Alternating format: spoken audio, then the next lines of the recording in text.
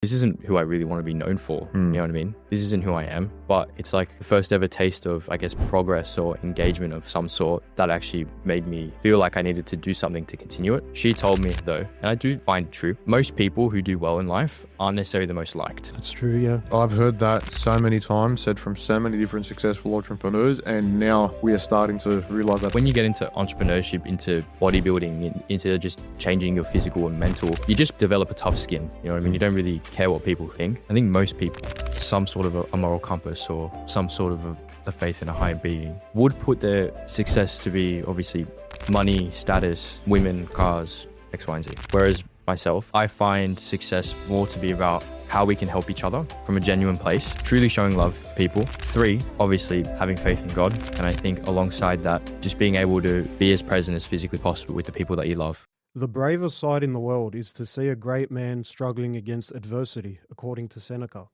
We have spoken many times on this podcast about the transformative power of adversity.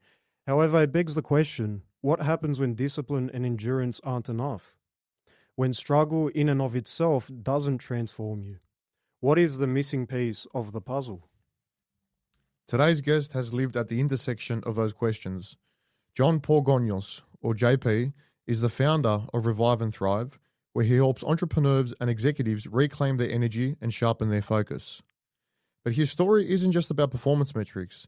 It's about carrying the weight of responsibility, faith, love, and service.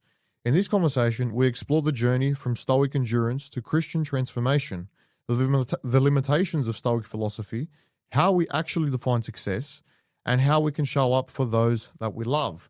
Welcome to the podcast, JP. Thank you for the beautiful intro, guys. Thank you so much. So we've been friends for just a short time, but immediately I was kind of drawn to the way you think and the way you see life. Just through our conversations, I found that it kind of resonates really well with me. Give us a brief rundown of who you are and why you started Revive and Thrive. So, like George did a great job of explaining, I am the founder, CEO of Revive and Thrive. And essentially the big reason why I started it ultimately is, like George, accurately said, it's for founders, executives, and their teams to help them reduce decision fatigue, improve their energy and also their productivity, right? But the more important thing is actually to make sure that they're present with the people that they love. So the reason why I started this is growing up, my dad was a founder, right? He was a tech entrepreneur, tech startup space.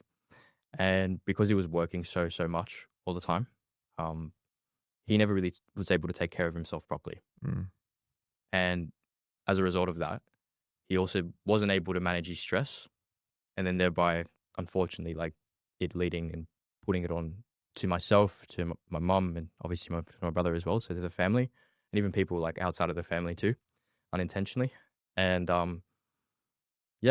essentially seeing him go through that, and obviously the struggle we went through getting us through school, because we did go to quite a nice, school in Sydney. That sort of just made me realize it's like there's a massive problem there, right? Too many founders and too many people who go into business are just, got the blinders on, but don't necessarily, I guess, take into account everyone else, right? And actually make sure that they're showing up as best as possible for them, right? They don't take care of their health. And alongside that, that obviously translates into other aspects of life. That's right. And I think an important thing there to address is that everyone looks at all these entrepreneurs and founders and successful CEOs as people that are constantly winning in life, right? Because they just look at the financial perspective. Like, yes, they drive the fancy cars, they might have the flashy aeroplanes, hotels and whatnot, but the amount of work that actually goes into even reaching those levels and how easily that can lead to burnout, it really isn't a thing that entails balance, right? And it's extremely hard to find that balance. And this is something that we've spoken about and has been a main theme, I guess, for the podcast, because while we are trying to better ourselves as humans, that does entail a certain dedication. We have to dedicate a certain amount of time to actually bettering ourselves, which means that there won't be balance at times.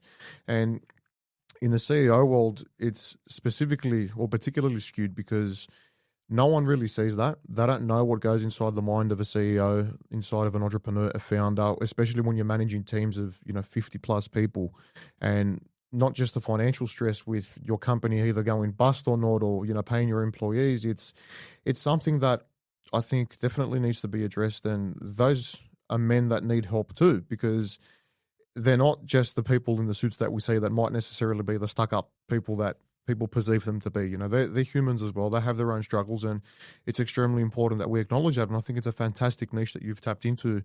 And I guess what I wanted to ask you was, at what age did you actually start to notice this from your own personal perspective with your own father? What age did you come to that realization to say, oh, hang on a second, is my dad here burning out? Like, when did you realize you could potentially be that person to help, or, to walk me through that process? It's a great question. I guess I kind of knew Dad was. Episode of the Jacked Philosopher is brought to you by Metamorph Physique, our coaching and mentorship program for men ready to transform their body, mindset, and life.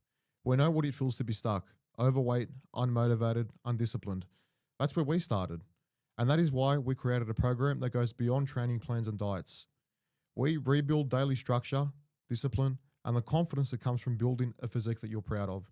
If you're ready to stop wasting time and finally take control, head to metamorphphysique.com or DM us on Instagram at George_metamorph or Nick_metamorph to transform your body and transform your life. He never managed his stress that well. Not that he's a bad dad. Like, he's an amazing dad, and I appreciate him a lot. But it's just, obviously due to the circumstances and what he knew at the time, it's like he never managed his stress well. He couldn't really control his emotions as best as possible. And as a result, that obviously was just an apparent thing growing up. I just thought that was actually the norm. You know what I mean?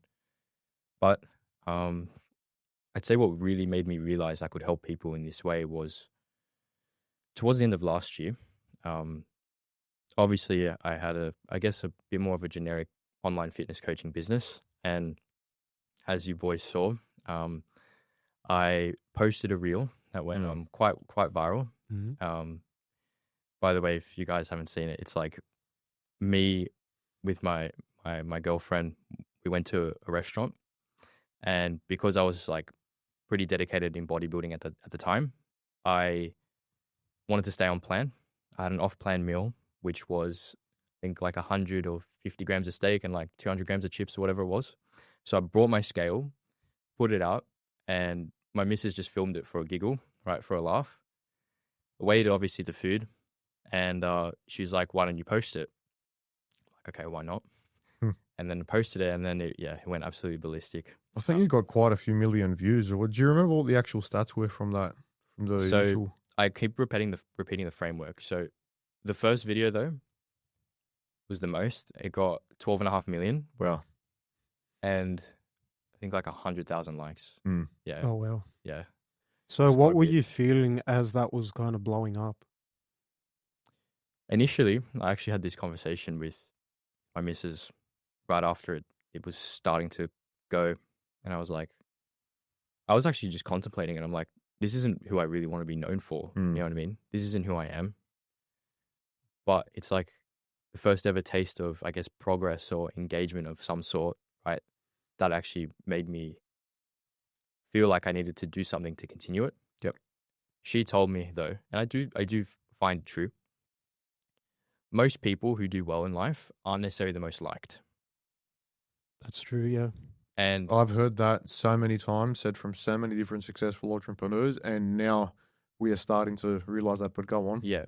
So using that, and obviously me, like when you get into entrepreneurship, into, I guess, bodybuilding, into just changing your physical and mental, you just develop a tough skin. You know what I mean? You don't really care what people think, right?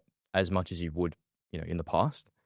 And I think with the combination of that, right, and me not really caring, right, having this thing where I'm like, okay, people who are successful aren't necessarily liked, right? I just kept on repeating it. But I still felt in my core, right, throughout that whole time that I don't know, it wasn't really an accurate reflection of who I actually am, especially with how people were commenting, right? I know who I am, right? And I know that you obviously boys know, like from our relationship, it's like I genuinely care and just love everyone as best as I physically possibly can. And you want to be able to portray that on Portray social media, not show a certain, a certain frame that doesn't actually resonate with your identity. And I think that's where the fine line in social media happens, where a lot of creators get caught up in the trends or in what's popping off for other people, and they think, oh, it's all about the engagement. But as we've spoken about on our calls as well, engagement doesn't necessarily lead to conversion, especially if you were trying to promote a certain service, product, business, whatever it may be. And it's a fine line, and I think a lot of people do lose their identity in the process. So it's very important, and it's also very significant that you actually found that out at a very early stage, just after one trend of videos, because you can go two ways about that, right? You can either be like, okay, awesome, I'm getting engagement, right? The likes to, views video might be crap because I'm getting mostly hate for it, but people are watching my stuff. And then you've got one person, one creator on one side who will come across with it at a very egotistical point of view and say, well, look at my views, now I'm popular, so I'm going to keep repeating this.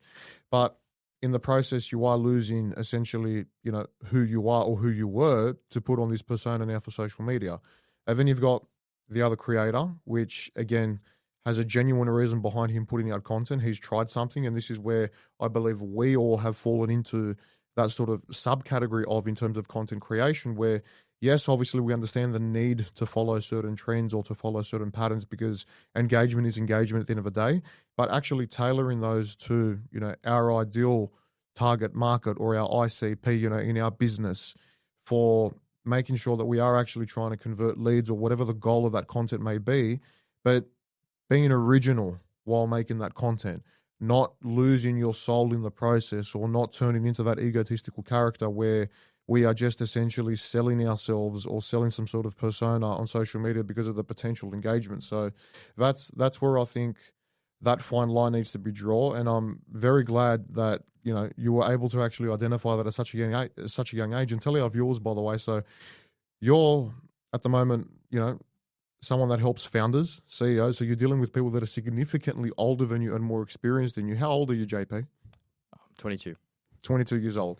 So the maturity, and this is another reason why we were drawn towards JP so much. And I think it's actually something that we all have in common, right? Yeah, I mean, it's wisdom beyond these years. Really. Well, it's funny because I've always been told as a younger kid, oh, you seem to be a bit more mature than other people in your peer group. Not that I see that. I don't know whether it's because I think a little bit differently or I like to explore different ways of thinking, whatever the case may be. That's just what I've been told from other people, right? And I'm 25, Nick's 24.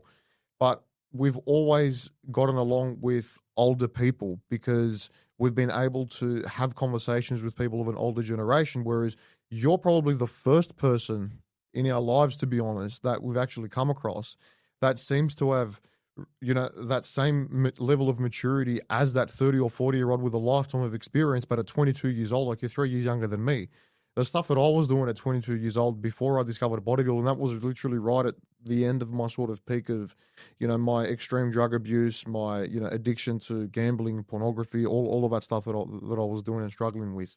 And to see someone like yourself who has not only been through, a spiral in terms of the content world at such a young age, but has actually come out of that to then help people that are more experienced in life than himself at bettering themselves in the business, I just think is commendable by itself. So I wanted to commend you on that, first of all, JP. Thank you so much, man. But on social media, I find it very interesting how we live in a world where people will come up with an opinion of you within a 15-second reel. And I think it's very interesting for starters. Like, we never really, I know first impressions last, but how can you form an opinion on someone and judge them? And we're all guilty of it. I mean, we've spoken about it when it came to your video that blew up. A lot of people were thinking, well, who is this guy? Right? And people are very, very quick to form an opinion without ever speaking to you, without ever actually engaging with the content that is you, the stuff that you actually believe in. So I find that very, very interesting, and it can be dangerous, but I think we can use that also as a tool when we do create the content that resonates with what we believe in, we can use that to resonate with someone. And that's how you get someone that's never seen you before to have that connection with you. Well, we've got examples of both sides of the spectrum, right? We've got examples of, your typical sort of, trend twins kind of stuff where you know what you're going to expect, right? It's just, the Greek term that we use is called sachlis, right? Which means just silly, very top of funnel style stuff, very meathead gym bro stuff, but that's who they are. And it's original, okay? But then you've got the content that we were just speaking about right now, right? Your original, authentic content, which once portrayed in the right way, Chris Bumstead is a fantastic example. Allowing yourself to be vulnerable and talk about your journey from a genuine place, talk about your struggles, how you can help other men, how, or whoever your demographic is that you were trying to help through your own experiences in your life journey, whether that be in bodybuilding, entrepreneurship, career, sports, whatever the case may be. That level of authenticity will never stop reciprocating with people because we need it, whether we like it or not, whether it's through a screen or through face-to-face. And unfortunately, we are at a stage now where these face-to-face interactions are becoming less and less. So people are relying more on social media to actually build and find a genuine connection with someone, which is why dating apps seem to be the thing that are going off in today's society because people aren't able to connect anymore, in that physical presence. So I think when played right, and this is something that you've taught us as well, being, someone that's been helping us, grow our business, is you need to really lean on your own authentic self when producing those styles of content and actually show people the real you. And yes, people won't like you for it because at the end of the day, they're thinking, okay, who's this bloke? Why would I want to listen to him? Who gives a stuff about what his story is?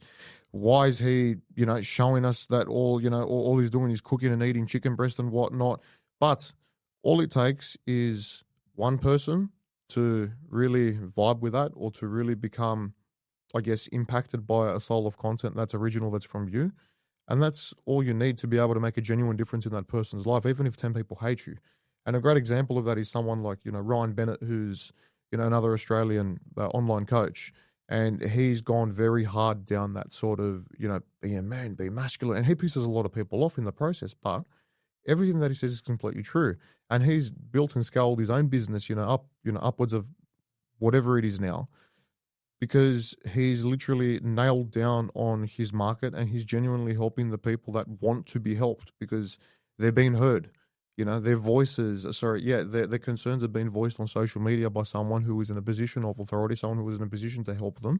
And essentially, that's what I get. It's about coming from a place of authenticity. Absolutely. And I think you hit the nail on the head. It's because the easiest person to help is a younger version of you because you're in that position of authority because you've been through exactly everything that you've been through.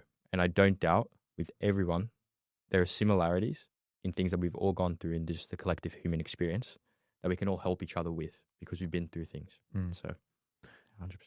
I wanted to ask you, so getting back sort of on topic of you and Revive and Thrive, working with entrepreneurs, you work with people that are very driven by success, whether it be monetary, whether it be health, whatever it may be.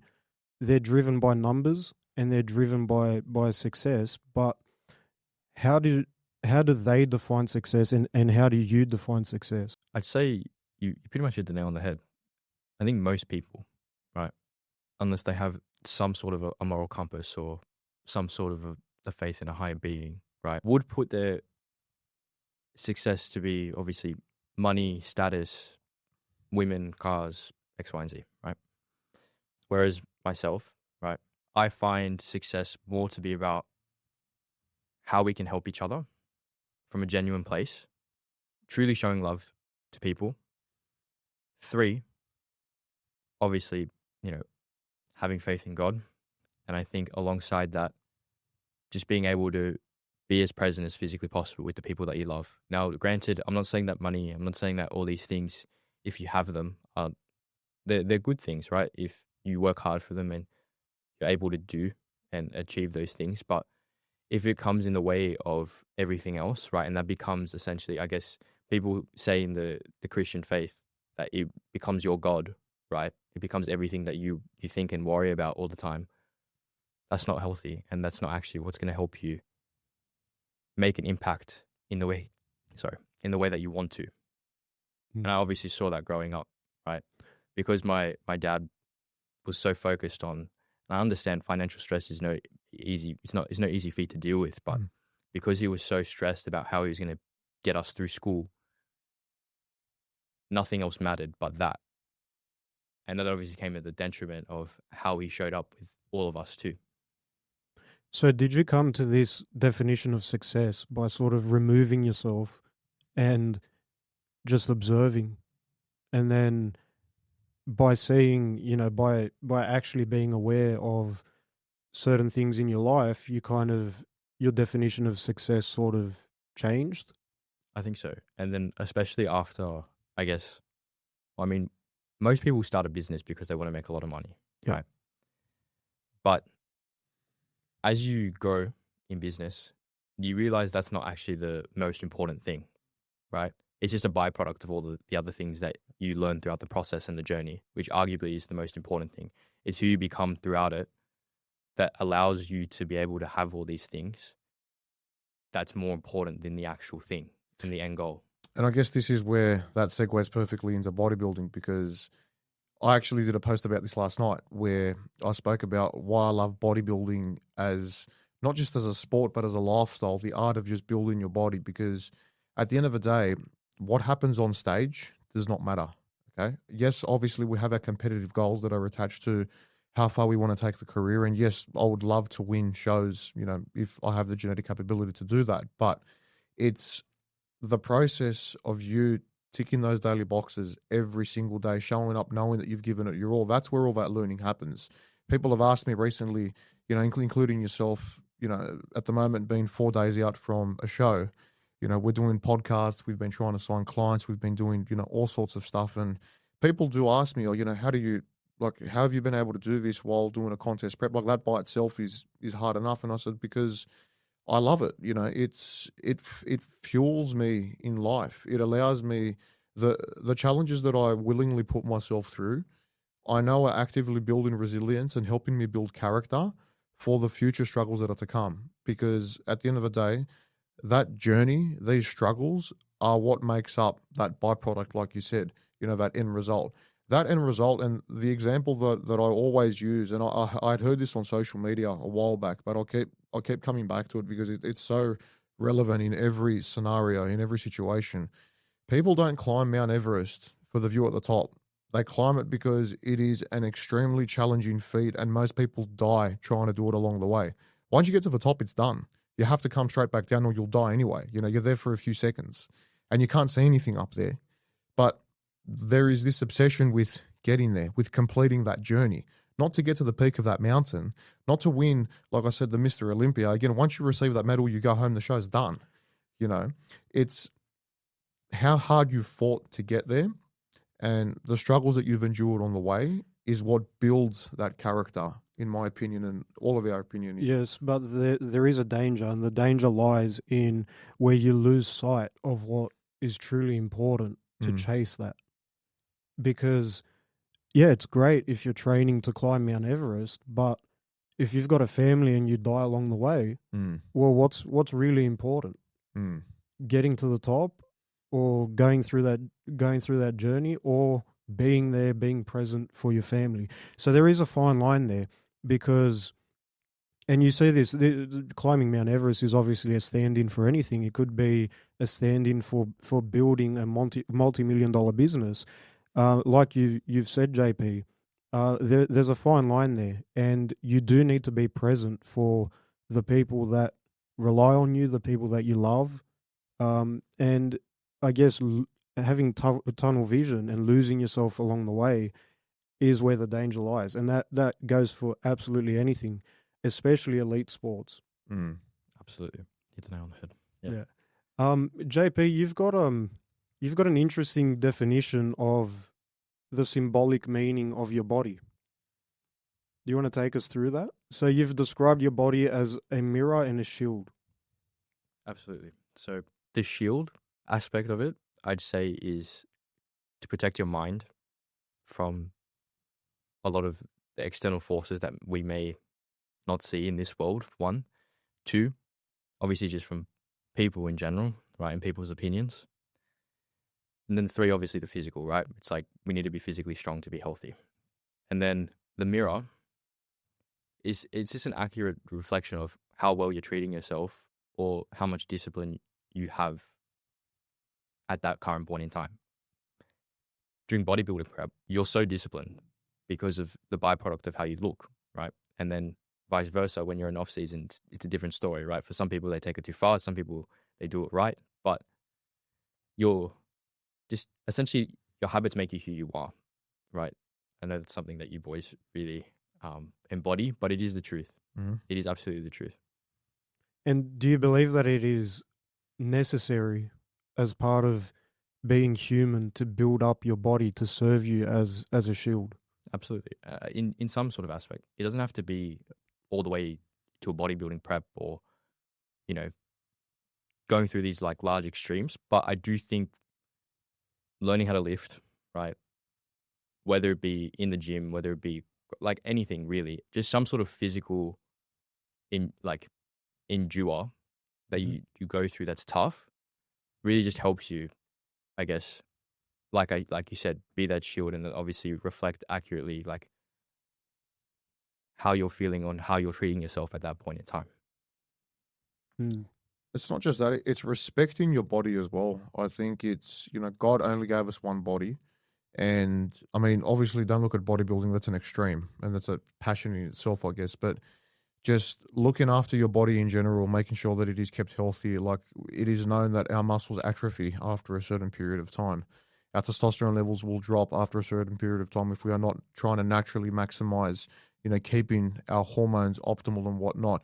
All these things are signs of the body starting to decay if it's not looked after, which we are only given one of those things. So physical training, and again, as you said, it doesn't have to be in the form of bodybuilding, but any form of physical activity that you can keep in a routine, which is set up by those habits that we spoke about, is going to be incredibly beneficial regardless of the goal, and it will undoubtedly give you a better quality of life. It's been proven. So for those who are not doing that, it's, and this might come across as harsh, but you are not respecting the body that God gave you. You are not living to your potential of something that is completely within your control. And we're not talking about extremes here.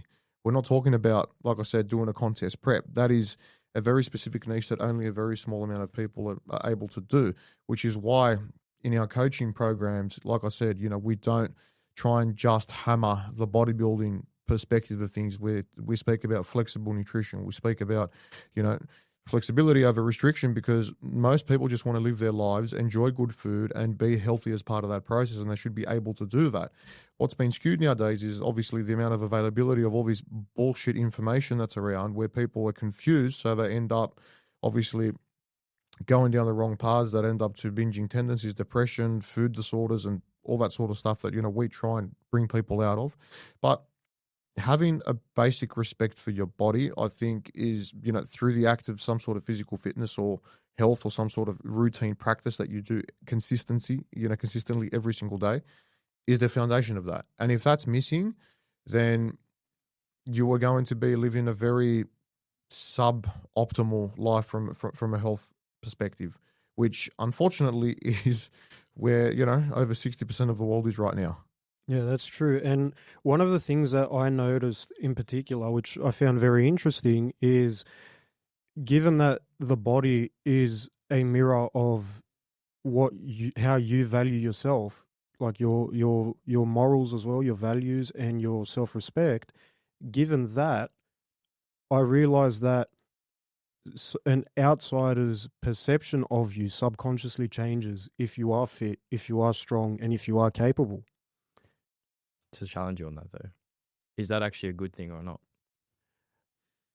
It depends how you use it, because when it comes to a point where people are challenged and people need to lean on someone, I believe that subconsciously most people would lean on someone that is physically capable, because there's a subconscious perception of, okay, he takes care of himself, maybe he can take care of me as well.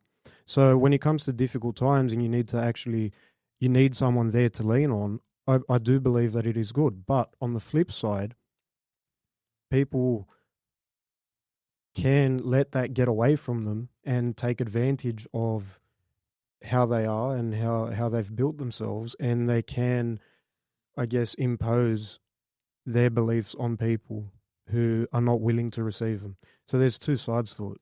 But It's not just that. It's the premeditated ego that's attached to that as well, because you know that when you do obviously have a very respectable physique, or you have an aesthetic physique, and you notice that people notice that, it is extremely easy to become egotistical about it and to have this preconceived impression of how you are supposed to be perceived, or how you are supposed to be respected, just because of the way that you look. And that isn't something that you've earned, right? Because at the end of the day, it comes down to the core reason of, why am I doing this? Why am I trying to build that physique? Is it for myself? Is it for a competitive reason? Or is it for the sole purpose of me getting to walk down the beach shirtless and have people and females look at me and either be disgusted or be, oh, wow, look at him? Because that, again, is where we tread that very fine line. And I think this is, I guess, a good point to segue into how faith has kept us grounded in that regard. Because we talk about humility, right, in the Bible, and Jesus talks about humility and how we must, show love, and we must love one another like we love ourselves. But in modern society, there's a lot of loving ourselves, but there's not a lot of loving one another. So how do we find that balance between loving ourselves to the point where we respect ourselves and we carry ourselves in a manner that we believe should be followed in the steps of, of Christ and the teachings through the disciples, and on the other, and at the same time as well, be able to show the same genuine love for the people around us, not being judgmental, and as a result of that, still being able to attain a level of, the physique that we want to get without having that ego attached to it, if that makes sense. Because I think it's something that's very hard to navigate, where you will see a lot of people, and again, I'm talking now specifically in the physique, in the enhanced physique community or the competitive physique community. They get lost in that process. They start off with the right intentions, but then they get lost. How do we find that balance? How are you able to find that balance, and how have you been able to lean on Christ throughout your life and throughout your build up of Revive and Thrive and whatnot, to be able to keep you grounded while you are becoming slowly more successful, whether it's from a financial perspective, whatever the case may be, right? How do you not let that get ahead of you? Like I've explained to you both, my faith in Christ hasn't been, I guess, for a too long of a time, to be honest. Like growing up, I actually wasn't in the faith at all. Like my parents, like we would go to church just for Easter and stuff, but it wasn't like because we genuinely had faith, you know what I mean? It was just because that's the tradition, right? And that's what we had to do. And I'd say, honestly, wholeheartedly, what came and helped me come to Christ was, one, my girlfriend. Two, like I've explained to you both, obviously my parents splitting up.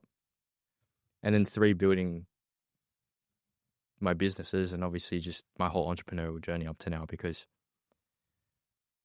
without him, I wouldn't be where I am today. But beforehand, I didn't have faith, right? And I think that's the interesting thing. There are times when I believe it's the Lord, right, that tests you truly to actually shape you into who you want to become, right? Through trial, right, is actually, as you were saying before, is like who you really become. And there were just points in time where so many bad things were happening, all in a sequence. I just had nothing else to me to kind of turn to, if that makes sense. I didn't know what to do. I had no answers for myself in how I could logically get through something.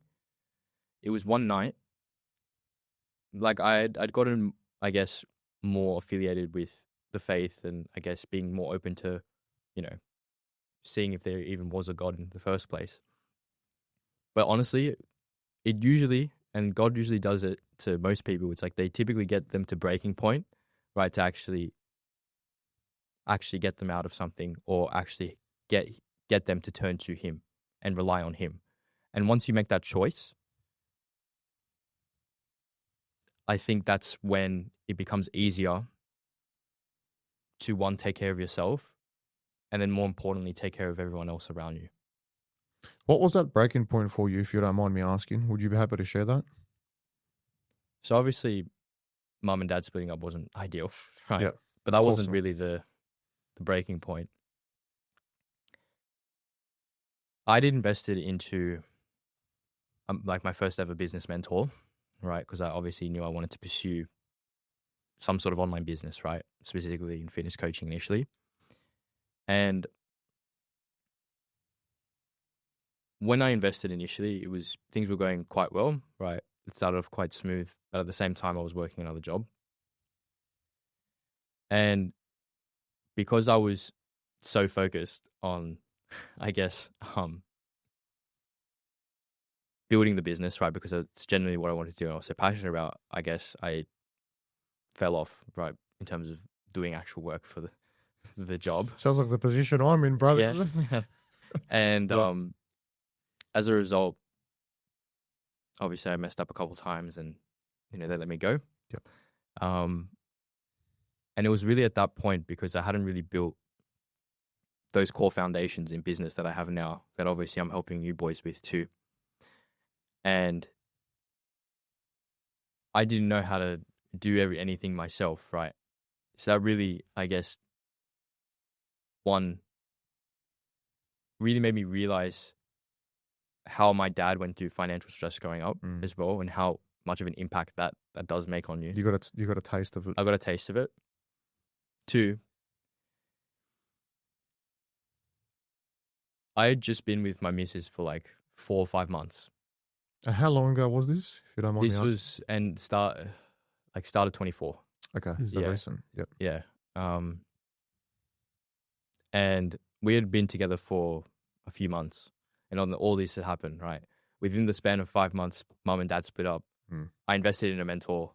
I started a business, got let go of a job, and then, had a bit of, obviously, financial struggle throughout that point in time, because I didn't really know how to do anything properly by myself. And, throughout that point in time, I'd say, is when I truly just, for the first time, like honestly and genuinely just prayed. I was like, I don't know what to do right now. You asked for help. I asked for help, and things started to go, for the better. Wow. Yeah. Well, when faced with difficult times and breaking points, typically men go down one of two paths. It's either the path of destruction, or it's, okay, how am I going to get myself out of this? Usually through faith. We see, like you said, once people reach the breaking point, that's when they find their faith, because they realize that no matter how hard that they try, they can't get themselves out. They do need help. And I think once you humble yourself and actually ask for help from a genuine place, then that's when you find your faith. That's when you find direction. And that's when it doesn't become easier to pull yourself out, but I think something in your mind changes, where you think you go from feeling helpless to, okay, I can back myself because I've got God in my corner. And I think that's very, very powerful. Sometimes, like in many cases, we see that men will go down the path of destruction first, see what that's like, and then come to Christ. And I think, George, you resonate with that. Yeah. Well, this brings me to sort of ask the question, because this is genuinely something that I would like to know the answer to. And I don't know what the answer would be. I don't know if that's a conversation I need to have with God, but is it necessary, in your opinion, for a man to reach that breaking point before he actually rebuilds himself? Is it necessary for all men to go through some sort of trauma or rock bottom in order for them to either come to Christ if they haven't already, or build that successful business or whatever it is? Do you think that's a necessary part of life that us as men just have to endure one way or another, in whichever form that may look like? Great question. I think in most cases, yes, to be honest. But I would say it comes at different points in time for different people, if that makes sense. Yep. For example, for me, I had nothing, right? Everything started going bad. And then now, like, I'm slowly starting to build myself up and actually get to where I want to be, right? And as a result, Christ has transformed me through the trials and tribulations, right, to who I am today. Whereas, for example, some of the people that I speak to and work with, right, they have all this financial success, right? They've never worried about a dollar in their life, but their personal life is just an absolute mess. Because one, I think they haven't, right, found God, but two, they haven't prioritized serving others and serving the people that they love as best they physically possibly can in the way that they should have from like the get-go, right? And you see it all the time. It's like people make money and then they lose it all. And then that real period is even worse because they make the money and then they lose it all. And they're like, I'm back at square one, essentially. It's like, how have I done all this? But like Nick said, it's like you either go stuff the world, I'm not going to try again, or I'm going to do everything in my power to get back to where I was. And right? you might fail again. Exactly. But you're going to get back up and try again. Absolutely. So I'd say in most cases, yes. I think it's a very harsh reality that most men don't want to face, because if someone's listening to this right now and they're like, oh, I can't think of a point in my life where I've gone through, they've had like a good run so far, right? I'm not saying that you should anticipate anything to go wrong, because we should always be leading into every day being grateful and with a positive mindset. But in saying that, I think it is very important that we shouldn't live in a position where we become too comfortable, because once we become comfortable, we become content. And then when shit does go wrong, when it hits the fan, we won't know how to react because we haven't accurately prepared ourselves. And that's why we use physical fitness and our body. This is how this relates back to that being as a shield, because part of you building your body to an extent through whichever means, through whichever routine, is actively slowly putting together those pieces of armor for you for when you do endure that hardship that is unexpected, or that is going to be a buildup of events that's going to lead to either a collapse of a business, a relationship, a divorce, whatever the case may be, and another lockdown. How many people did we see during the COVID lockdown that completely lost their minds? Mental health went through the roof. Suicide went through the roof. Prescription medications for antidepressants and stuff are still going through the roof to this day. These are all because the men of today are not prepared, and they have been weakened, and their opinions have been pacified by whatever external powers they be. We call it the powers of the devil, because that's what we believe. And he's in people's voice. He's in people's heads. His voice is in people's heads, because we have to remember, the more you are favored by God, the devil favors you just as much. So the more you try and better yourself, they're going to fight for you, for their territory. And we know what the easy road is every single day. It's knocking on the door. It's easy. Just come in, just take that shortcut. Go do that thing that you've been busting to do, eat that cheat meal, if you're about it, like whatever. All these things are forms of temptations that we know are ultimately going to lead to a detriment of some sort.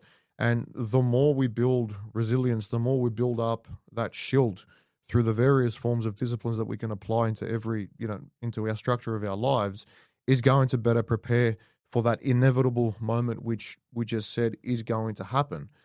If that doesn't happen, then what happened to me going through that path of destruction? Because again, funnily enough, when did that happen, Nick? When I was extremely overweight, when I had zero habits, I didn't have a shield. I was an open target, massive red dot right in my forehead, because I hadn't had anything in place to protect myself. I hadn't built any resilience. So for those of you, if you are struggling, or if you do not have any habits in place, just think it's not for the now. It's for when shit hits the fan, because now, life might be cruisy. You might be in a comfortable job. You might be happy living in mediocrity. If that suits you, that's fine. And as I said, this is something that I've come to terms with recently as well. I don't like to lay hate on any job or on any career path. I think every single job is necessary and it needs to be performed by a human being, right? From garbage collectors to, to airport workers, which we've done, to entrepreneurs, CEOs. Everyone needs to be able to work together in order for society to continue to thrive. And there's a person with a personality attached to each of those job roles that needs to be executed. Obviously, every job isn't for everyone, but regardless of what career you choose to do, I still don't think that you should be average at that job. If you're going to be a garbo, be the best garbo.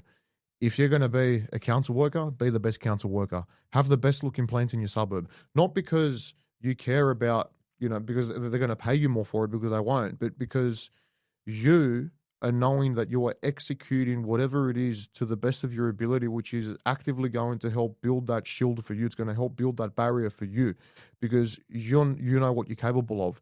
And you never know when that will come in handy. Well, you do when shit hits the fan. Exactly. So I was actually going to say on that point, I don't know, have you guys read Ephesians 6? I've read part of Ephesians, but I don't. Do you want me to get it up? Yeah. Go for it. It's pretty crazy because I've listened to like 2 or 3 podcasts this month and they've referenced this specific.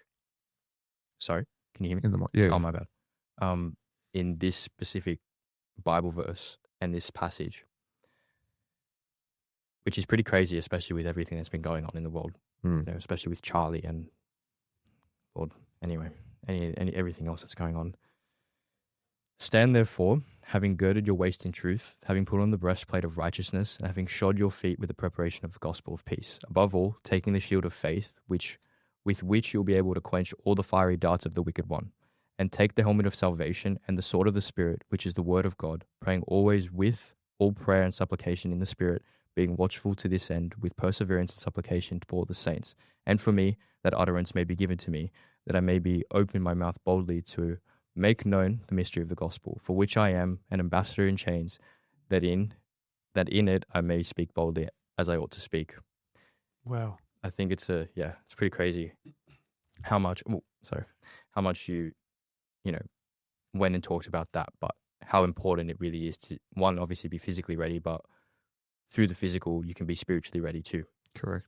So, yeah, really. And the context is actually insane. I don't know if you know the context of, so the Apostle Paul, he was like sent to jail because of his beliefs in Christ, like by the Romans. And funny enough, he wasn't a Christian beforehand. Like he was executing and crucifying Christians before. And he was writing all these passages. Most of the books of Paul that Paul wrote in the New Testament were from jail. Yeah. I just thought I'd give that context too. There you go. Yeah. Oh, wow. From a place of adversity, Absolutely. from a place of learning. Exactly. So I feel like God's chosen people, the one that he chooses to, do his will, have to be put through some sort of adversity in order to really, I guess, deepen their faith with him, but also just turn them into the person that God wants them to be for him.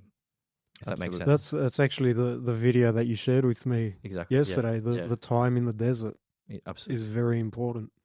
And going through the adversities, your faith in Christ strengthens and you stand firm in what you believe in. And I guess especially these days, obviously at the time of filming, we're about a week after Charlie Kirk was assassinated. And that just highlights the importance of, how dangerous, and it just highlights how dangerous the world is right now, where you can get killed for standing up for what you believe in. And, someone like Charlie, if you look at what the core of his message was, he always said, God, family, country. He didn't say career. He didn't say money. He said God, family, country. Is that, what is so wrong about that? That is what I don't understand. And that is where we need to stand together. We need to get more people involved and, I guess, build communities that have that as their center. God, family, community, country. And even just listening to podcasts like the one we're on, funnily enough, you hear how upwards of literally, I guess, the last like few decades, to be honest, every society had some sort of god at their center. Mhm. It's only just recently that everything's just shifted. Well, I'd argue that society or mainstream society anyway still does have a God at their center, or they have their own idea of what God is, but it's not in the form of God that we believe in. This is a conversation that Nick and I have had in the past with others about religion has actually never been so powerful now, especially in the Western world. And I'm not talking about from a Christian perspective. I'm talking about the amount of what we call as Christians Satanism that is being practiced around the world, because that's a religion as well, right? We see it in music videos, we see it in cinema, we see it in agendas, all these Western worldly things that are coming out. A lot of these rituals, and again, call me a conspiracy theorist, I don't care. I don't believe they are conspiracies. I believe that there are certain movements or certain messages behind a lot of these modern things that we see in social media, clothing brands, certain images that are portrayed on clothes, on brandings that are directly linked to things of a devilish nature, things that are going to, bring us to our detriment. So, although, yes, we could say it is a godless society, on the flip side, we could say that religion has never been stronger, just not the way that we see it to be going in our favor. Although, with the new platforms, with situations like this happening, with Charlie Kirk, God rest his soul, it allows people to open their eyes and see, to start questioning things. Now, it is happening at a much slower rate than we would hope. I would have hoped that after COVID or after, events like, for example, in the Christian world, like I said, I'm against same-sex marriage. I don't care about what same-sex couples do. They live their own lives. I'm not judging them, but marriage is a Christian, and it's a sacred sacrament that is held very dearly in our church. So for them to associate that practice with something that in the church we call sinful, right, I don't agree with. And I was hoping that when that law came through in Australia, at least, then there would be some sort of backlash from there was a little bit, but at the end of the day, right, since then, what has happened, right? Things have just progressively gotten worse and worse. We are seeing portrays of transgendered people in schools now trying to teach kids about same-sex couples and all these sexual practices. We are very sex-focused and, very passion-focused in modern society. And whether you're religious or not, you can't ignore that, right? We are literally sexualizing absolutely everything in this day and age. And again, that's got to do with the religion portion of it, because it's a form of religion. It's a practice. So I think we are at a very dangerous spot, but for every agenda that comes out that goes against the Christian values and the Christian beliefs, when something like this happens, an assassination of a very impactful character, or another major event, that might cause people to question the current life circumstances, it raises more eyebrows.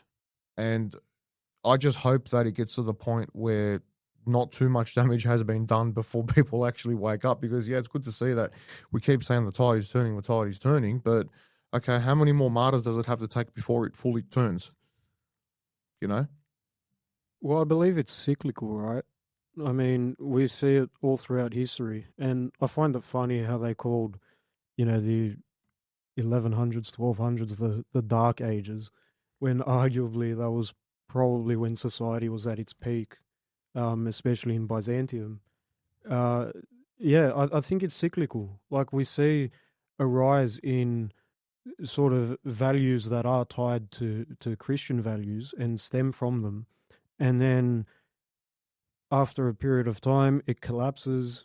We go through extremely, extremely difficult times where society as we know it and the values of Christianity get bastardized by getting infiltrated by people with a sort of different agenda.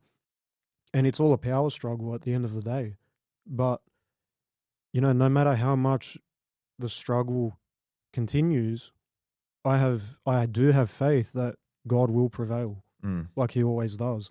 And we see it both on a micro scale and a macro scale. So we see it, the most recent example was the Weimar Republic in Germany, where, they got to the point where it was all, heinous sort of values were being promoted, like we see today.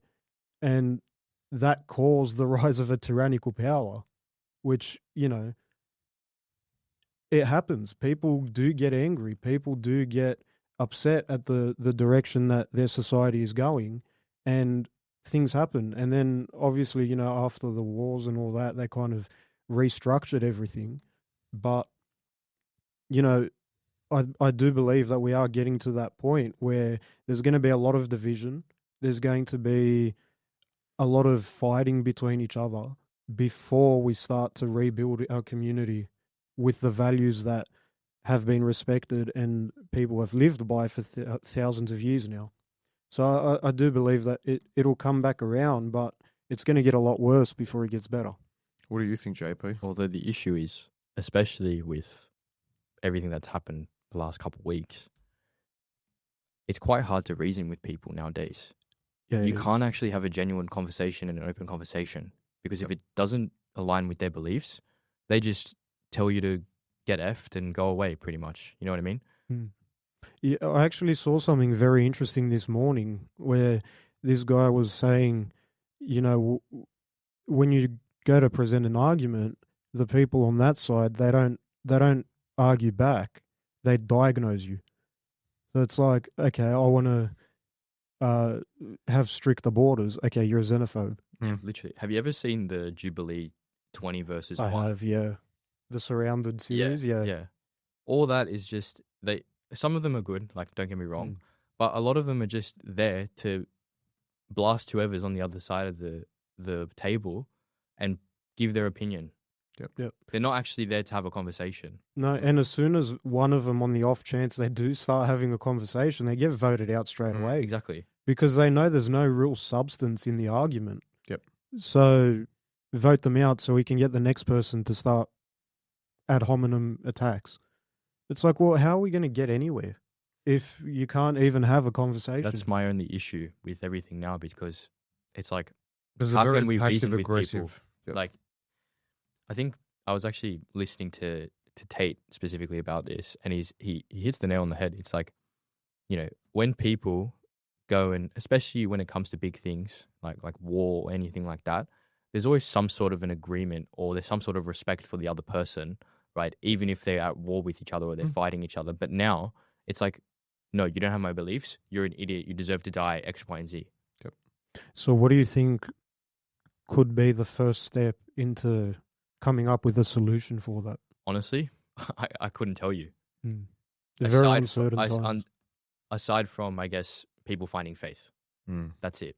Honestly, I know people may be like, oh, like, what do you mean? But I'm being honest. Like, I feel like that's honestly the only way, or have some sort of moral compass at least. And what's the path to that? Is it putting yourself through things that are difficult, challenging yourself, reaching a point where you need to humble yourself and ask for help? Is that what people need to be doing? I think you can do it to yourself all you want, but it's usually a result of the external circumstances that you can't control that actually lead you to that way. Yep.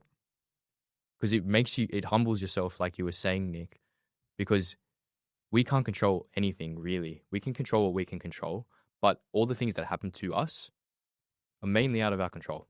We right? can only control how we respond to it emotionally, Exactly. that's all. Exactly. So I would say it actually takes a lot of things happening externally that are out of your control to actually find faith, rather than putting yourself through intentional suffering, if that makes sense. I think now is the absolute perfect time to be doing that as well, because of what's going on in the world. That's why I think every time an extremely sad or traumatic event like this has happened, where, someone who is very well respected gets killed on live television, that is traumatic for some people. And it is also something that is out of their control. It's happened. How they react to that is entirely up until them.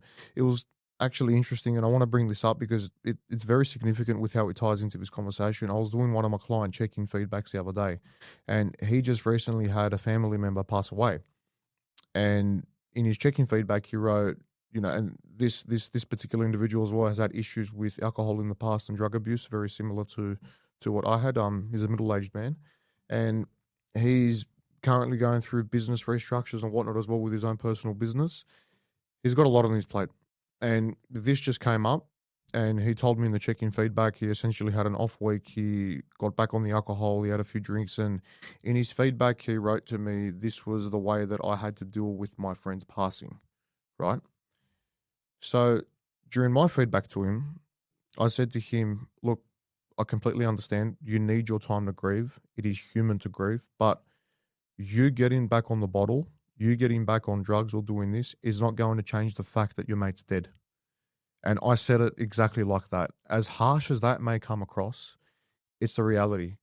And it's extremely important that people realize that, because when we start using traumatic events or significant pivotal points in our lives as excuses to justify actions that we do, that's when we start regressing. That's when we start going backwards. In this case, I knew as soon as this guy gets back on the drink, his nutrition will go out the window. He won't train his, 4 days a week that I've got him training. He won't do his daily habits, all that kind of stuff. It stems from how you react to a certain moment where you can't be in control. So it's very important that we need time to grieve. We need time to be able to de-stress emotionally, but you doing something in the form of a destructive habit or an action that is going to try and because it's temporarily numb that pain that you are currently going through, it's not going to do you a service at all. Absolutely. And I guess it comes down and stems from a victim mindset, right? But I think that the reason, and I think one of the biggest things why having faith is so important is because it forces you to be accountable to yourself all the time. That's right. No matter what. We're called to repent about everything and anything, right? Like, there's so many small things and that we don't realize that we do, that when we start having Christ or start having faith, makes us self-aware of how, I guess, broken we really are and how we actually treat people deep down. And if you are I think prayer is arguably the most important thing when it comes to reflection, right? On what and how you treat people, and obviously just how you live your day to day. And if you have that reflection with yourself, it doesn't have to be prayer, right? You can journal, you can do anything. This is obviously what I do, but it helps you really reflect on where you need to do better, where you need to keep yourself accountable to, and not fall into that victim mindset, right? Because we all fall short towards everyone. Right? No one's perfect. And the more aware we become of our shortcomings, the less, I guess, we steer away from that victim mindset that I feel like in society is very apparent right now with anything. I think being aware of your shortcomings is very, very important, because those who humble themselves will be exalted. So you need to humble yourself to become aware of your shortcomings. And then that's how you rise. So it's counterintuitive.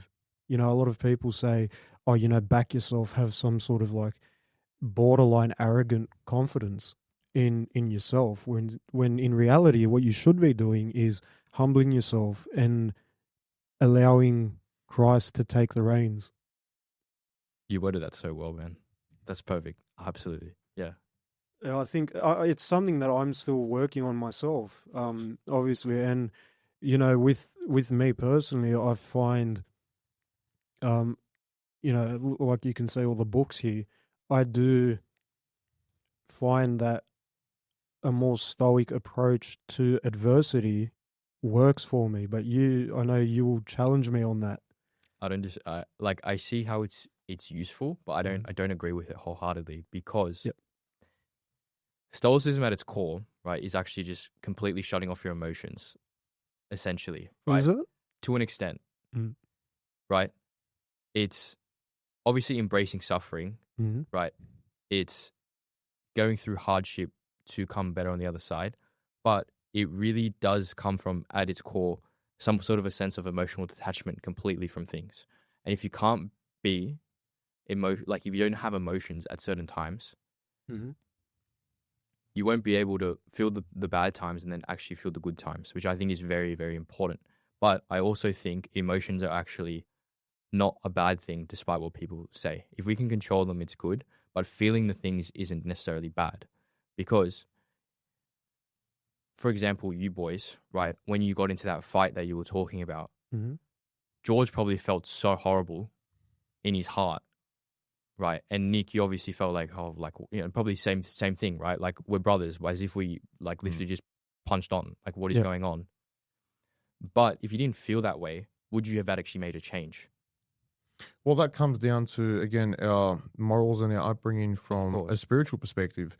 So I think what Nick is trying to tap into more, I guess, is being able to use certain characteristics from each. So both our faith and that Stoic approach, which I think the Bible covers anyway, right? Because the Bible teaches you to be strong, it teaches you to be. I think the Stoic readings, the philosophical readings, the teachings of Seneca, Aristotle, all these things, they give us more practical lessons, I guess, that can be more better understood by a wider sort of demographic than just the Bible, who people might think is just for Christians, if that makes sense. Because a lot of these readings, a lot of these ideologies don't necessarily come from a perspective of religion, rather a worldly perspective. I think they are more likely to be accepted, right, as traits, as opposed to just the teachings of a potential God, right? Like people, atheists would view Jesus. So I definitely do think they have their place, and that the philosophers themselves that were coming up with these readings were heavily influenced by, the Word of God, even though a lot of them were BC. I still think that the teachings are very similar. Like when was Aristotle first writing? Ooh. We're talking, yeah. Long before. There are parallels, yes, but they also did acknowledge a higher power. But what I wanted to touch on, I was just kind of sitting there thinking course. about Go. what you just said about our personal example.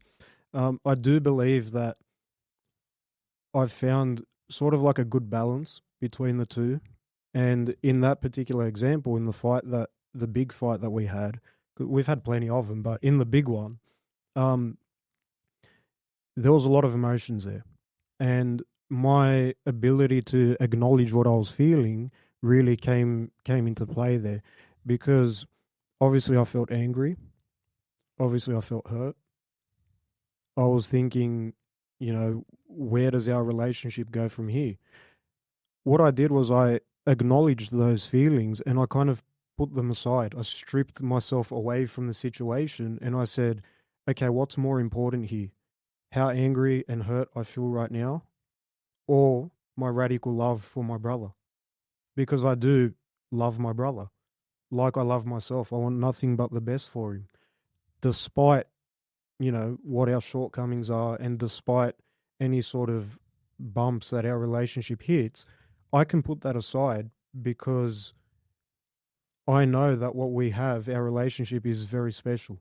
So I guess it kind of goes hand in hand, because if I gave into those emotions, it could have been significantly worse than what it was. But at the same time, I gave in to my emotions of love and of caring, which is exactly That's what I was about to say. Yeah. That's embodying Christ so wholeheartedly. yeah. So there's a couple of different ways to look at it. I completely understand your perspective. I do believe that philosophy and Stoicism is a tool, but it is missing something. Pretty much what I was emphasizing. Yeah. It's useful, but it's not the whole answer.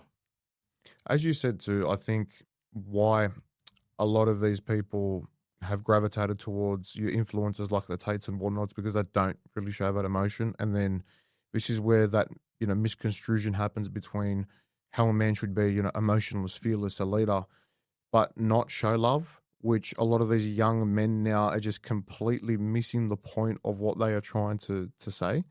And that just stems from, as we said, just embodying just the Stoic qualities, with that missing piece. Whereas we are more of the opinion, of the values that we have been taught. So for me, I'm not afraid to say that I can be vulnerable, or when times have gotten really tough for me. I actually had a recent moment during prep, and I'll happily speak about this. It was right around the time when, we were getting more of an influx of calls, and I had a few calls booked and whatnot. And for me, I literally just reached the point of burnout, and I let it out on Nick again. And, I'd said to him, I said, I'm doing all this, and, you got 2 clients, and I just feel like I've got the whole world of the business and the prep on my shoulders, and I'm trying to handle all this and this and this, and then we've got the podcast. Anyway, whatever. I hit a pretty emotional high, and luckily it was nowhere near, what happened at Noosa, or it was nowhere, look, the good thing that I'm happy with our relationship is that every time we have had our little kerfuffle, it's been significantly less than least each time. And we've gone a lot more maturely about it. We've shaken hands, gotten over it a lot quicker, and we've progressed, which is the main thing that Nick actually reminded me of this time around as well. But to sum it up, I actually said to you, Nick, I said, look, I'm going to be completely honest. I said, I feel completely effed right now. Like, I'm starving, I'm depleted. I'm surprised that I've been able to handle what I've been handled up until this point. But, I asked him, I said, I need you to help me here, because I won't be able to continue, the way that I'm going if I know that, if I don't know that you can support me or you can be there. And I'm asking for your genuine help with that. So I said, we need to figure out a way where we can delegate who's posting content and what we figured out strategies where we can essentially split the workload that we're doing, with you, with the clients, so I can just manage these last couple of weeks of prep and whatnot. And that required me to be vulnerable in that moment and actually acknowledge how I was feeling, which I know most men are thinking, oh, you're a pussy, you shouldn't do that. It's like, well, no, I'm sorry. How are you going to get anywhere with your family, with your significant other? These are conversations that men need to be having with their wives, with their partners as well. It's like, if you are genuinely feeling vulnerable, or if something is not going right, talk about it. That shows you got more balls than anything, because otherwise, as men are naturally, we'll bury things. We can hide them very well. And then, we can ignore it. All of a sudden, it will take that build up again, reaching that breaking point, which might come back around. All these things that you've been keeping buried underneath are going to come to surface during that one time. And that might be too late. That might be the time that you off yourself, if you don't have that faith.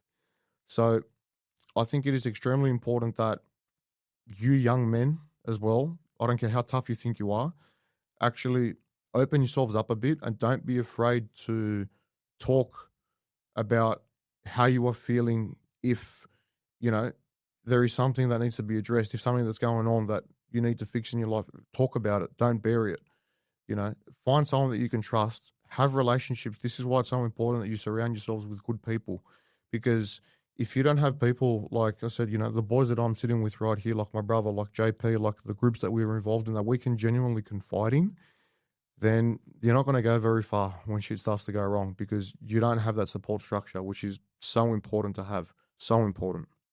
Absolutely. I can't fault anything you said. I mean, we'll start wrapping it up actually, because we've gone a little bit long.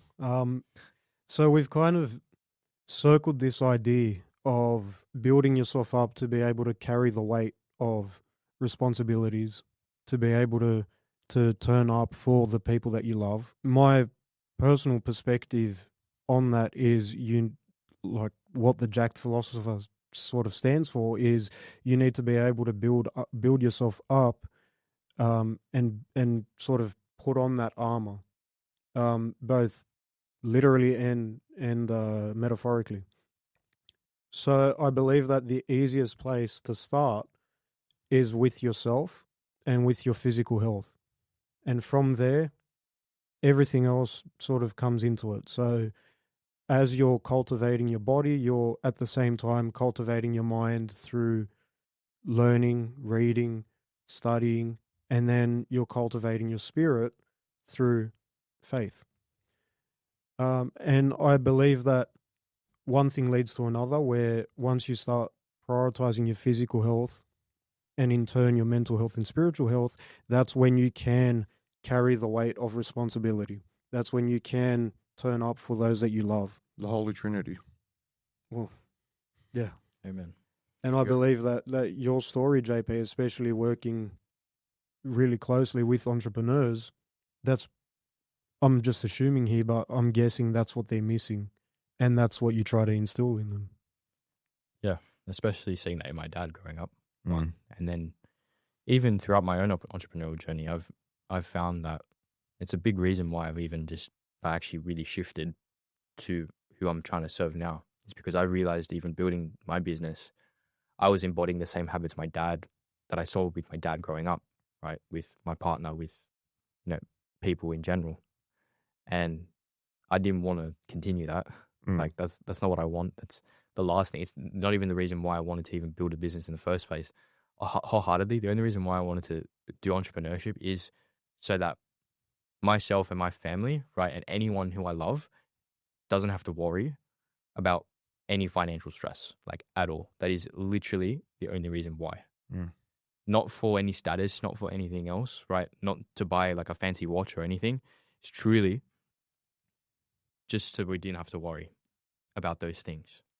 That's literally it. So what is, if you could summarize in one line, your number one piece of advice for aspiring entrepreneurs that are in that stage there? How would you sort of organize your priorities and not lose yourself on the way up? I think honestly, and I hope you boys can both see from even just the short time that we've been working together and even just been friends, it all starts with this. Mm. If your heart's in the right place, everything will fall into place. Like everything will work itself out. It was only up until I really went and tried to have a genuine look at myself, how I can serve people the best, how can I do this whilst honoring God, and how can I do it so it's in a way that I can achieve the things that I want to for the people that I love, was when things actually started to start propelling forward. So the first thing I'd say is just make sure you're in it for the right reasons. Mm. Because too many people are starting businesses because they see people like, not saying that Tate's bad at all, but people glorifying this lifestyle on social media. They see the materialistic succession that's attached to that, and Exactly. that's all that they seem to value because they don't have that higher power, that trust in that higher power. They attach themselves to material succession, which is what we know at the end of the day, you're not going to carry to the grave with you. And as you said, you hit the nail on the head. It's starting things and doing them with a genuine reason, from a genuine place of help, wanting to actually see people do better. And we've seen that with you. We've seen how much you've helped us in the such short time that we've been together. We know it comes from a place of generosity. We know that you genuinely have a passion for helping people, which is why we connected so well. And we've known each other for such a short time, and now we're having these chats. 3 weeks. It just goes to show. So we wanted to genuinely thank you for coming on the podcast, JP, sharing your opinions. Fantastic stuff that we covered there. And we continue looking forward to building our relationship, both from a business and from a personal perspective. And I think if you are someone that's out there that is genuinely struggling, start with yourself. Focus on the things that you can control, and don't worry about reacting emotionally to events that are completely out of your control, especially when it comes to doing things that will lead to a detriment in your health. And that's, I think, where we should leave it off.